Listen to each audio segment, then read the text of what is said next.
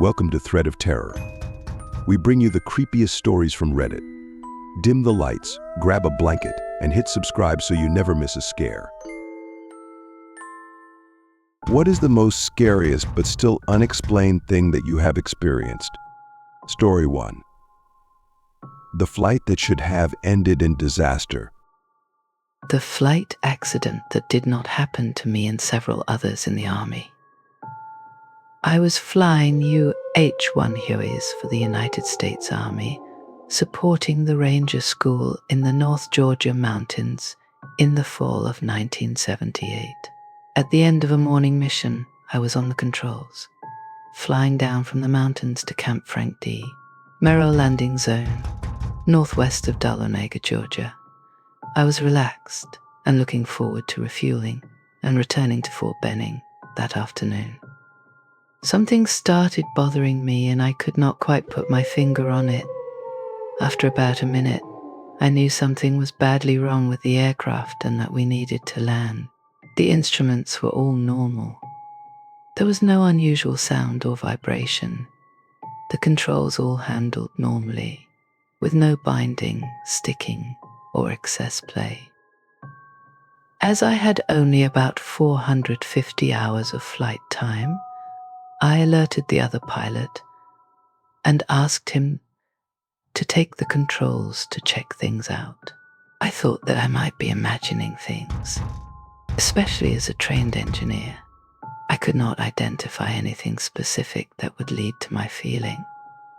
He did not believe me.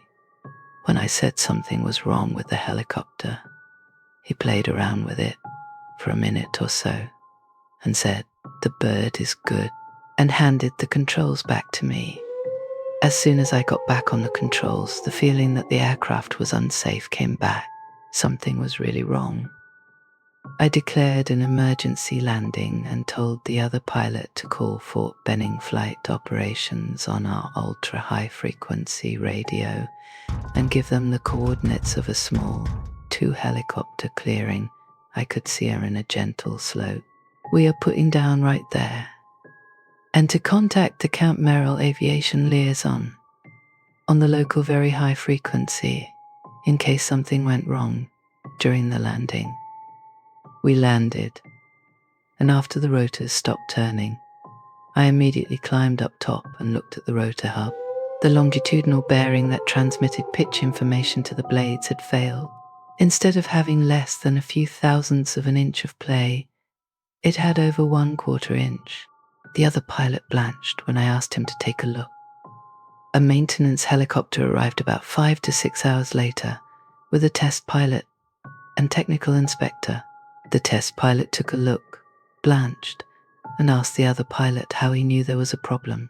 He pointed at me and said, "I did not find it. I thought the bird was good." Lieutenant said the bird was bad, and we needed to land immediately. The maintenance test pilot asked me how I knew. I told him the truth. "I have no idea. I just knew that we needed to land right away." He did not believe me, insisting that I must have heard, seen, or felt something. The other pilot said, "No, he is telling the truth. I could not feel anything either." The crew chief also said he did not detect anything. The maintenance test pilot said, "You are the luckiest people alive. You should have been dead already. That bearing should have flown apart. You should have lost the rotor blades, all control of the aircraft, and been a ball of torn metal on the side of a mountain." To this day, I still have no idea why or how I knew. It was not a little voice whispering in my ear or anything like that. It was just a feeling of intense dread, the best way I can describe it. And yes, we both inspected that same bearing during the mission pre-flight. It was completely normal then. Myself, the other pilot, the crew chief, and possibly some of the Ranger cadre we had ferried should have died that day. We did not, for reasons that I cannot explain, even now. Story 2. The tsunami vision that came true. My father is very religious. He does not believe in ghosts aliens, anything supernatural, or anything out of the ordinary. To this day, if this story is brought up, he will quickly find something else to talk about. My dad, younger brother, and I were at my family's hunting camp, sleeping in the small trailer together on bunk beds. It was the day after Christmas, and it was chilly outside, so we went to bed early to wake up for hunting. In the middle of the night, my dad woke up and started screaming as if he were being attacked. He then immediately began sobbing. This is the only time I have seen or heard my father cry. When he calmed down, his terrified sons asked what happened. He said he had a terrible nightmare about an endless surge of water that was sweeping families away and drowning children. I specifically remember him saying those words. For my dad to tell me about a dream was strange in and of itself. You must understand, all of this was completely out of character. Finally, I asked if we drowned in his dream, because at this point, I was sure there was some meaning to this vision. He said no, and that all of the people looked Chinese. Now, let me preface by saying we did not have internet access on our cell phones at this time, and we did not have any access to television or news at our hunting property. Well, this was the morning of December 26, 2004, the very day a massive earthquake struck Asia, which caused a tsunami, taking the lives of nearly 228,000 people. I still believe in some kind of collective consciousness because of this event. How could I not? Story 3. The town that vanished. In 1989, I was driving on a familiar rural highway in broad daylight. I was rounding an easy bend and was shocked to see a small town on the right side of the road. There was a sign that read St. Vincent. A few things immediately stood out. A shop called Webster Welding, an old-fashioned horse-drawn water pump for firefighting, several large poplar trees with dead top, and black and white painted rocks along the street facing the highway. I kept watching in the rearview mirror, and it stayed visible. I drove a few miles farther, and there was a gentleman waving at me from beside his car. He was obviously broken down, so I pulled over. After a quick chat, I learned he had blown a tire and wrecked his rim. He asked if I would drive him back to the town. No problem. He got in, and off we went. But the town was not there. It was just a dusty Alberta crossroad. The man and I just sat in my truck in silence. I raised an arm, and the hair on it was standing on end.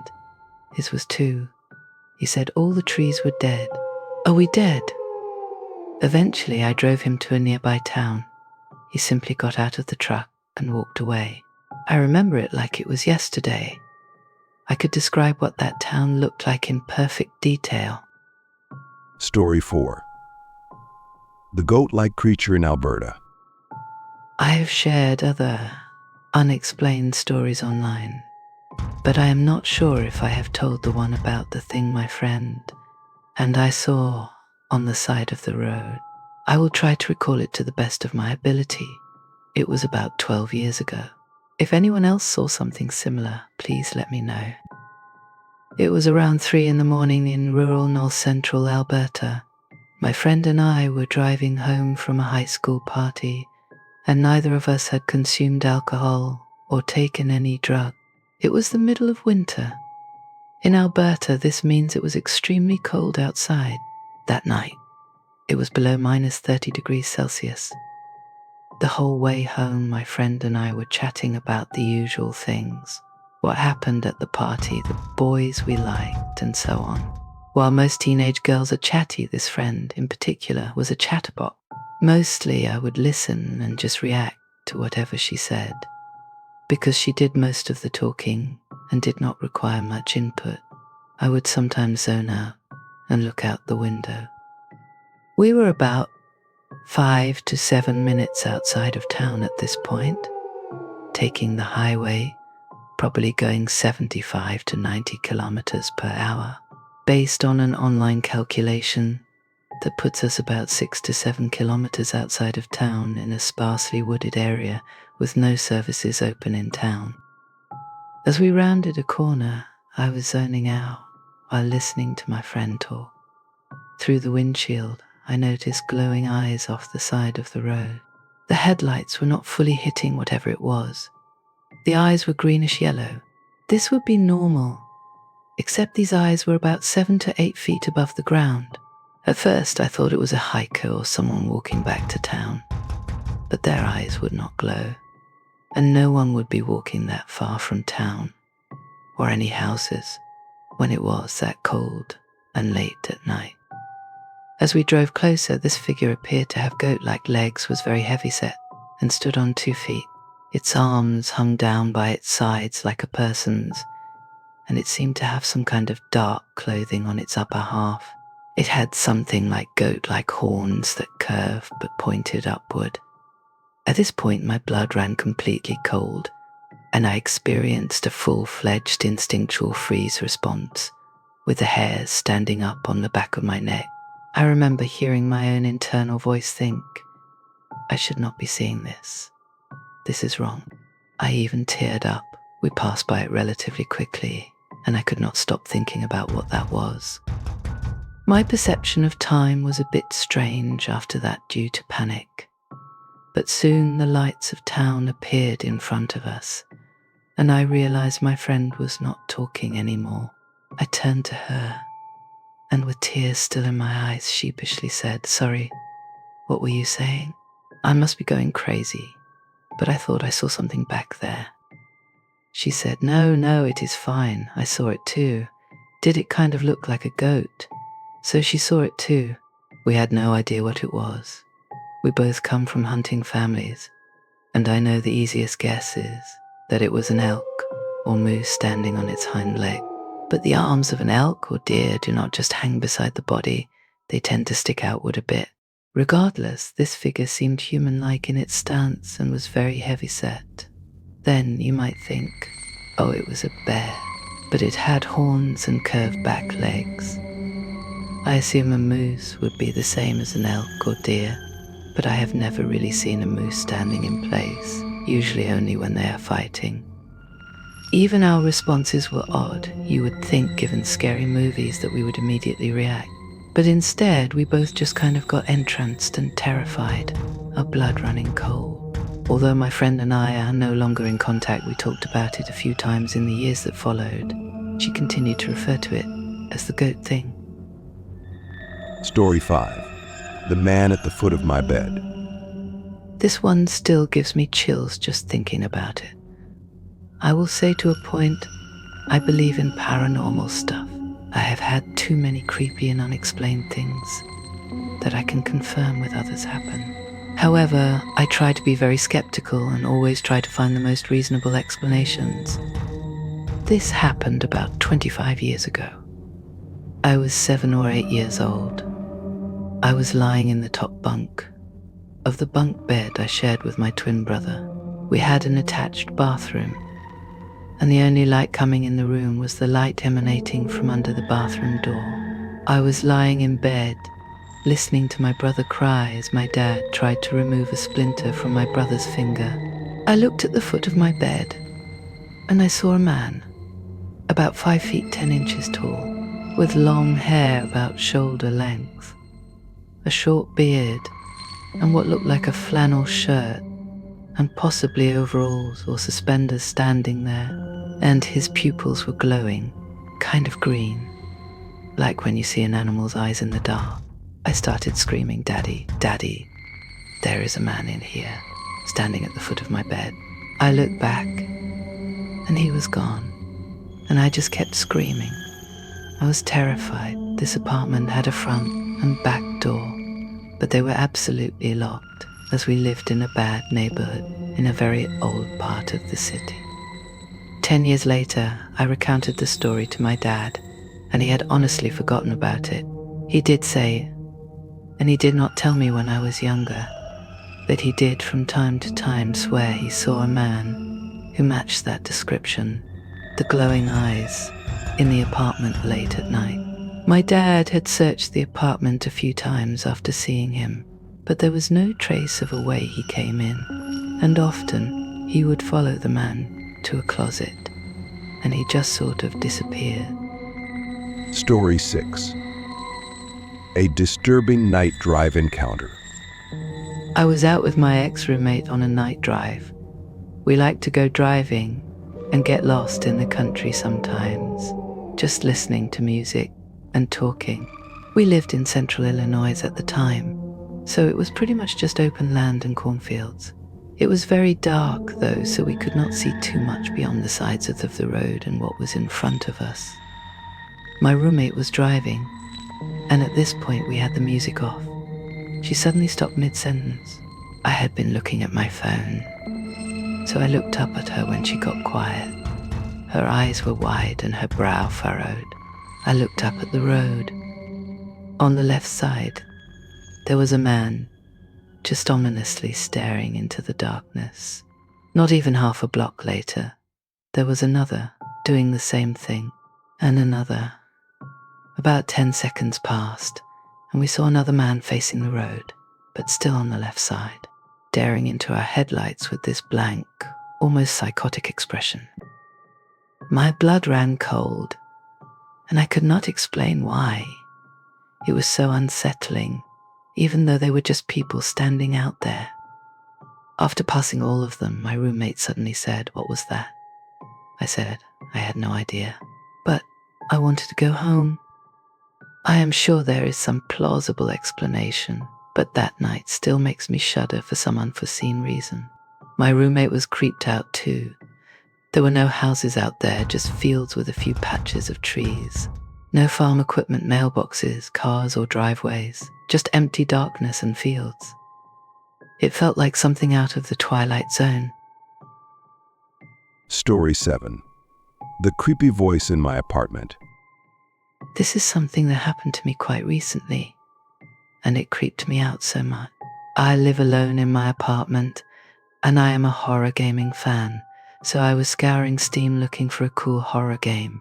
I put on my headphones, watched multiple trailers, and eventually came to a game called Horror in the Hood. I looked at the page and watched the trailer. Here is where the creepy part begins. Near the end of the trailer, there is a very creepy voice saying something like, "Can you help me, please?" 1 second, literally 1 second, after I watched it, I clearly heard from outside my headphones, so it was muffled, an old male voice saying, "I can help, ha ha," from my hallway behind me. The laugh was especially creepy. Needless to say, I threw off my headphones and immediately looked behind me, only to be greeted by the dark hallway. I stared into it, slowly grabbing my ruler that was on my desk.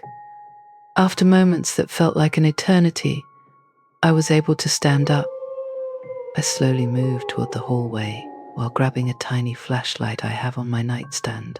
I flashed the hallway from a distance, but there was nothing. To light up the hallway, I had to go into it and turn the switch there, which was very creepy to do. Of course, there was nothing there at all, but it still creeps me out. I left the light on everywhere that night and still keep the hallway light on when I am on my computer now. 2 days after this happened, I went back to watch the Horror in the Hood trailer to make sure that the "I can help" ha was not in the trailer and that I just made a mistake. It is not in the trailer. It gives me the creeps just typing this. Story 8. Whispers in the walls. A few years ago, I rented a small, old house on the outskirts of town. Everything seemed fine at first, but strange things started happening almost immediately. Every night, around 3 a.m., I would hear faint whispering coming from the walls, like 2 people were having a conversation right next to my bed, but I could never make out the words. One night, I decided to stay up and try to catch where the sound was coming from. Just as I hit 3 a.m., on the clock, the whispering began, louder than usual. I crept through the house, following the noise, heart pounding. It led me to the basement door. I stood there, frozen, unsure if I should open it, but curiosity got the better of me. As soon as I cracked the door, the whispers stopped. Complete silence. I turned on the basement light, took a deep breath, and descended the stairs. Halfway down, I saw it. Muddy footprints, leading from the corner of the room to the center of the basement floor, where they suddenly just stopped, like someone was standing there watching me. I ran back upstairs, locked the basement door, and did not sleep the rest of the night. I moved out a week later. I still have no idea where those whispers were coming from, or who or what was leaving those footprints. Story 9. Giant in the Lake District. When I was a kid, maybe 9 or 10, around 1992, I saw a giant walking along the top of some fells in the Lake District near the town of Keswick. At first, I thought it was some machinery moving behind the hill, like maybe a crane, but then it stepped up and looked like Roald Dahl's big friendly giant walking along the top of the fell. It was a bright, clear day with absolute blazing sunshine and blue skies, so I do not think it was some sort of reverse Brocken spectre. It looked nothing like that. Anyway, it was fully in perspective, although too far to see details. I told everyone else in the car, and we actually got out and stared at this thing. The only half-reasonable explanation would be that someone was manipulating an absolutely giant puppet. It disappeared down the other side of the fell. To this day, I have absolutely no explanation for that. Story 10. A mysterious creature in the woods. About 6 years ago, me and my fiancé were driving home. It was a 5-hour drive, and we were just about home. It was October, pretty cold out there, 9 o'clock at night, and it was raining. This stretch of road is in the middle of the woods, and there are no lights out there, just dark woods. We were in the middle of a conversation, and we went silent. At the same time, we both saw something on the side of the road peering out of the woods. We drove down that road often, so we have a pretty good idea of the scale of this thing. It was around 7 or 8 feet tall, completely hairless, humanoid and white. It looked completely emaciated, and its arm and hand were extremely long and skinny. It peered out and looked at us, illuminated by our headlights. We just sat there silently after we passed it. I eventually asked, "Did you see?" and my fiancé interrupted, "Oh, thank goodness you saw it too." A few days later, we were hanging out with a couple of friends who live nearby. We had not told them about what we saw. They ended up telling us that they saw something nearby. When they saw it, it was at a distance, at the opposite end of a recently harvested cornfield. They said it galloped on all fours, almost like a baboon, completely hairless, nude, emaciated, and impossibly tall and lanky. Several years passed and I made a post on Facebook about it. Another friend messaged me saying her mom and sister saw one on the side of a road on the outskirts of this same town. I did some research and found that, about 20 minutes away, someone described seeing the same thing and posted about it online. Apparently they are seen fairly often, and people have started calling them crawlers. And it is frustrating because I cannot expect anyone to believe it. If someone came up to me and said all of this, I probably would not believe it. But we saw it clear as day. In fact, my fiancé grew up in a house in the woods outside this town, and he thinks he saw one when he was a kid. And I believe him because one time we camped outside that house when nobody was living there.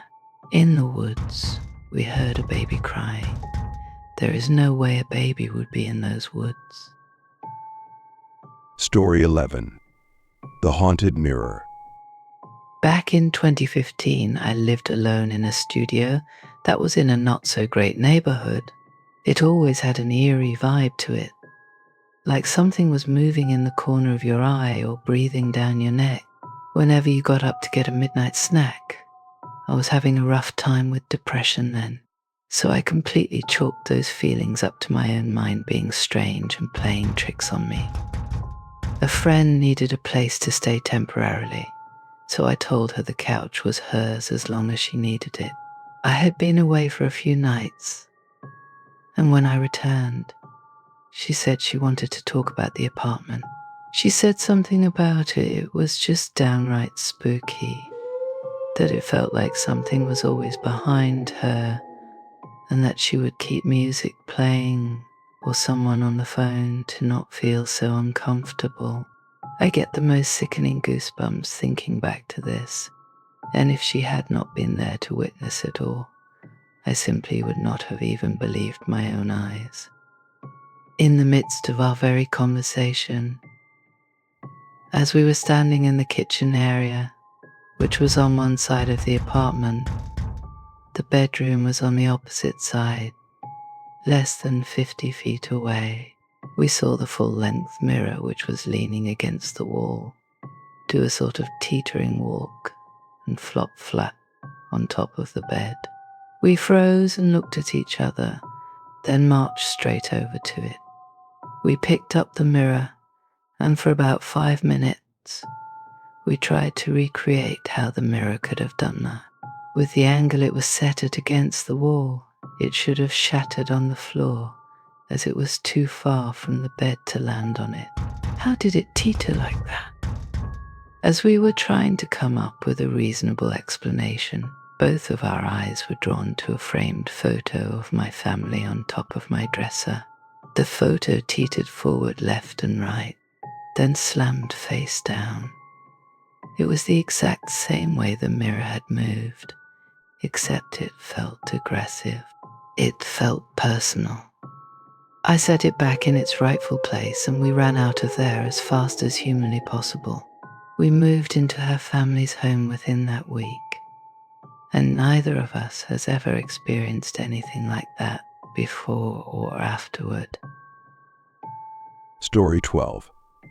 My best friend's ghostly visit. I was 9, and it was December 23rd, 1977. Like most kids I knew, my parents were divorced. My best friend Jeremy was at his dad's for Christmas. Well, apparently Mum and Dad got into it, and she told Dad to bring Jeremy home. After fussing about sleet and snow, I guess he relented. To get to our apartment entrance, you had to make a U-turn, and in the median was a large metal power pole. They slid sideways into it, and the passenger side was crushed. It was a closed casket funeral, and I never got to say goodbye. Christmas Day came, and I was not all that excited because, knowing we were inseparable, all the toys were dual toys. I needed 2 to play. That night, as new toys sat downstairs, I climbed into bed. As soon as the night got really dark, a stillness came over the house. Looking at my bedroom door opening slowly, I was terrified. I could not get moan to come out of my mouth. Jeremy walked in, all aglow, and sat at the end of my bed. He assured me he was okay, and I was okay to be afraid. We shared, and he left. Totally peaceful, I got up the next day and was talkative about how Jeremy was okay. My mum was freaked out that I was not in some gloom. The next night, about the same time, I was anxiously ready to see Jeremy again. Instead, as it got very dark, a grumble replaced the stillness. I could see my bedroom door seem to quiver as if being pushed open and held shut at the same time. It finally gave and opened swiftly. It was Jeremy, but he seemed panicked and apprehensive. He said we would always be friends, but he would not be able to visit again. He warned me not to open or invite anyone that came to the door, and that he would be guarding it. With that, he left again. But this time, the door slammed so hard it woke up my mother. I knew then it was real. I have slept with doors closed ever since. Thanks for joining us on this terrifying adventure. If tonight's story gave you chills, let us know in the comments below and share your own scary experiences too. Don't forget to leave a like if you want more nightmares and subscribe if you haven't already. Until next time, sleep tight and remember, not all shadows are empty.